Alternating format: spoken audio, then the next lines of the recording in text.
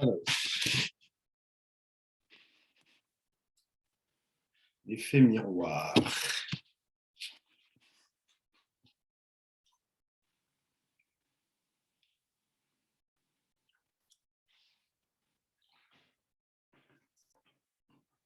L'olive dans la tarte. Sur la tarte.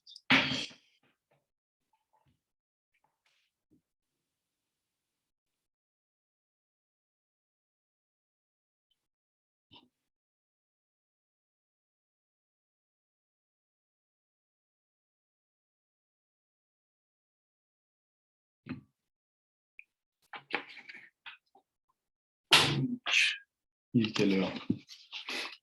9 heures, tout juste. Je suis programmé parce que la dernière fois aussi, c'était à 9 heures.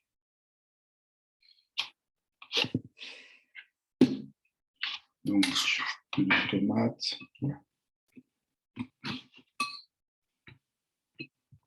Donc là, quand vous faites quelque chose comme ça, là, tu mets de l'huile d'olive sur ta tartine, tu mets de la tomate.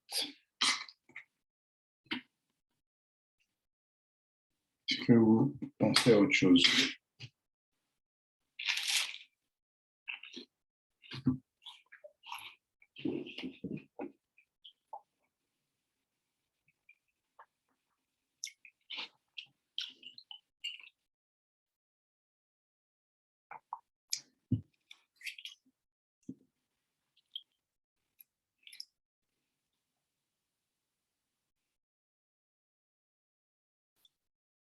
Donc le truc là, c'est de bien nettoyer le miroir. Parce que le miroir, c'est comme l'effet portable. En fait, je vais utiliser le miroir comme mon double. Plus comme ça. Donc le miroir me permet de me dédoubler. Ça me permet de me regarder.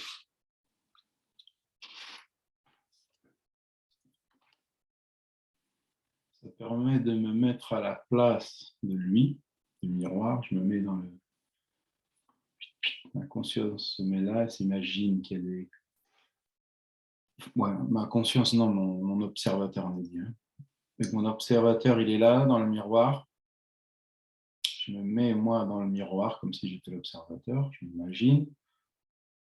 Et donc, je regarde, je m'imagine qu'est-ce que voit celui qui est dans le miroir, qu'est-ce qu'il voit. Qu'est-ce qu'il regarde là?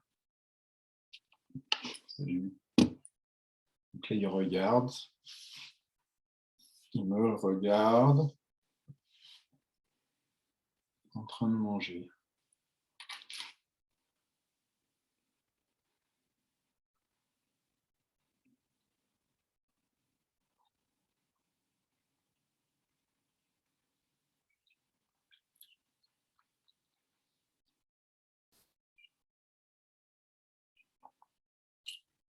En train de boire le café.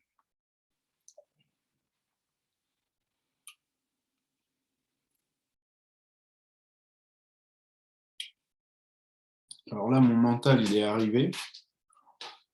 Le petit nuage mental est arrivé. Il m'a dit, est-ce que c'est pas un peu narcissique, ça? Non? Celui qui se regarde tout le temps, il est narcissique.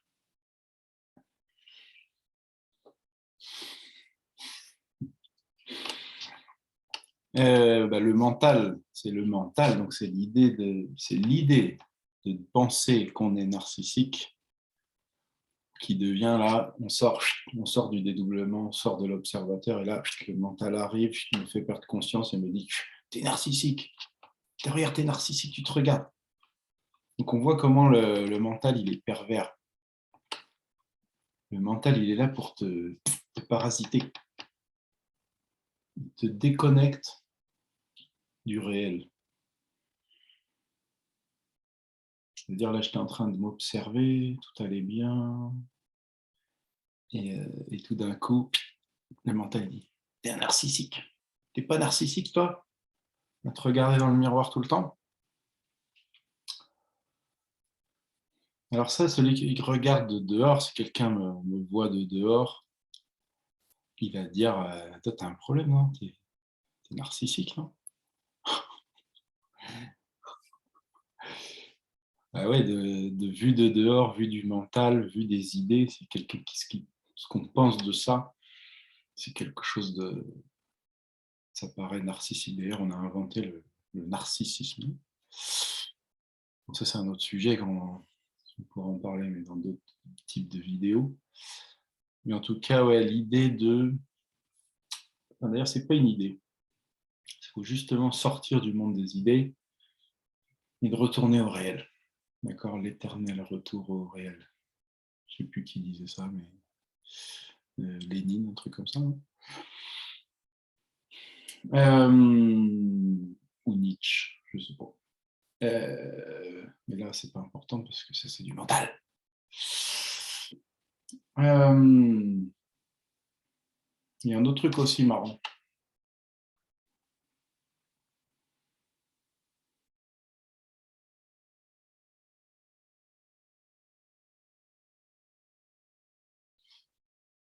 Ce qui est marrant,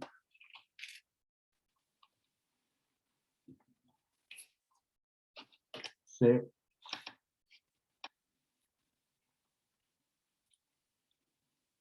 par exemple, j'étais en train de penser à ce que j'allais dire, et donc j'ai perdu la connexion avec ma tartine. Ce qui est important, enfin non, je ne sais plus, je sais pas ce que j'ai dit, mais il y a un truc qui est, ah oui, il y a un truc qui est marrant. Et ça peut être une preuve quand on ne sait pas vraiment si on médite, parce qu'il y a des gens qui disent oui, mais je ne sais pas si je suis en train de méditer, là, je ne sais pas si je suis en train de m'observer, je ne sais pas si je suis dans cet état méditatif. Il y a un des indices, pour moi en tout cas, qui est un ralentissement. Un ralentissement de ce que vous faites. Parce que quand on s'observe et quand on essaye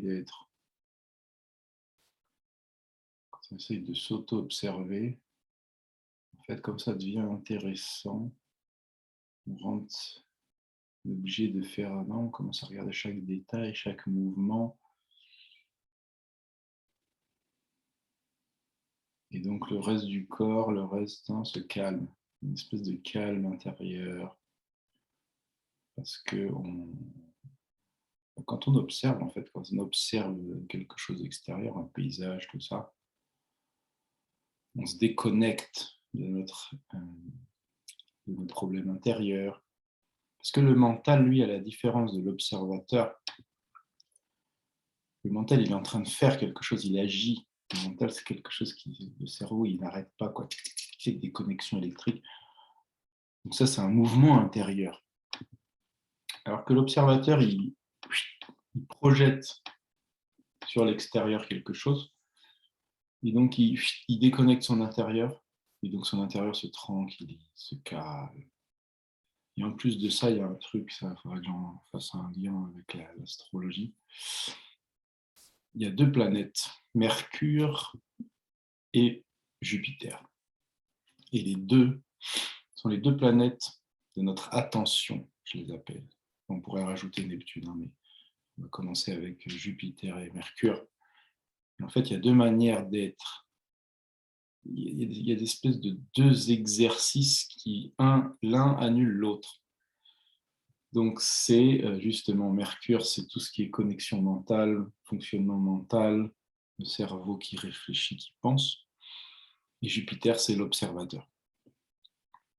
Et en astrologie, on dit, tu ne peux pas faire les deux, quoi. En gros, l'un déconnecte l'autre. Et c'est peut-être pour ça qu'ils utilisaient en méditation, ils utilisaient l'observation, concentration de ton regard sur quelque chose pour essayer de déconnecter le mental. Non?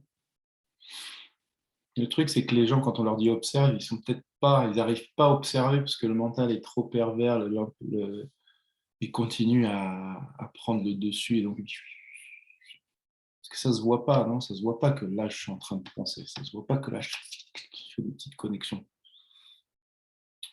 Donc, la meilleure manière de le voir, c'est l'effet miroir ou l'effet portable, selfie. Et j'essaye de reconnecter l'observateur et de regarder. En général, c'est ce que je disais, ce qui est marrant, c'est qu'on ralentit. À partir du moment où on ralentit et on se dit, tiens, ça fait 1 minute en fait que je pensais à rien.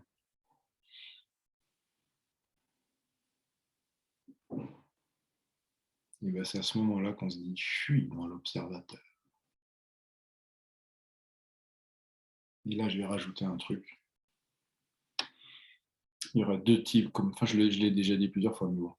Il y a 2 après types d'observateurs. Donc il y a le de Jupiter, on va dire. Il y a le Jupiter extérieur, extraverti, il va se tourner, extraverti, c'est-à-dire tourner vers l'extérieur. C'est pas celui-là qu'on cherche. Nous, ce qu'on va chercher, c'est les Jupiter qui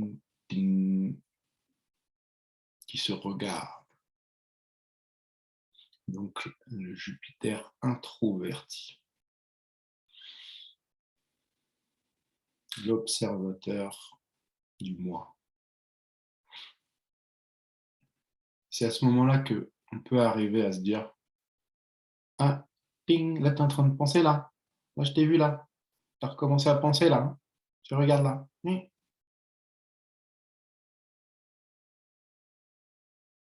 Vous regardez comme ça. Est-ce que ce bonhomme-là, il a le mental activé?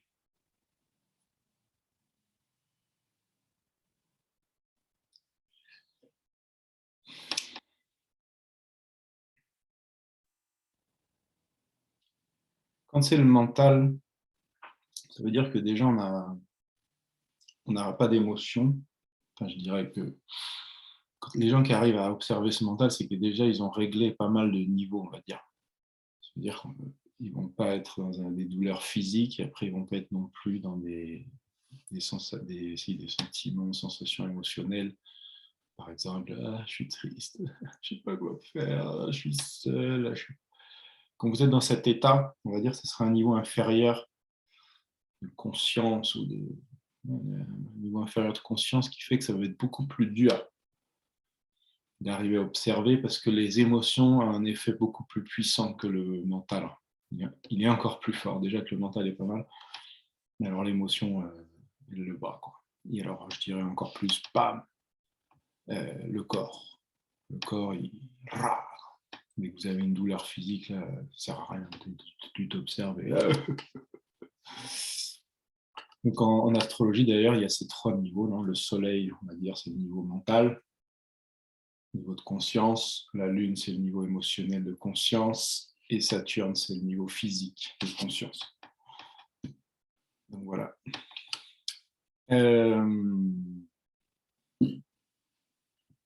Voilà quoi. Je vais retourner dans mon café. Avec mon café. Et avec moi-même. Ding. Et la petite pensée. T'es narcissique. T'es narcissique. De ce point de vue, oui. Mais de ce point de vue, oui. Parce que lui, il ne pense pas, l'observateur. Donc oui, il ne se dit même pas « je suis narcissique », il n'y pense pas. Vous voyez ?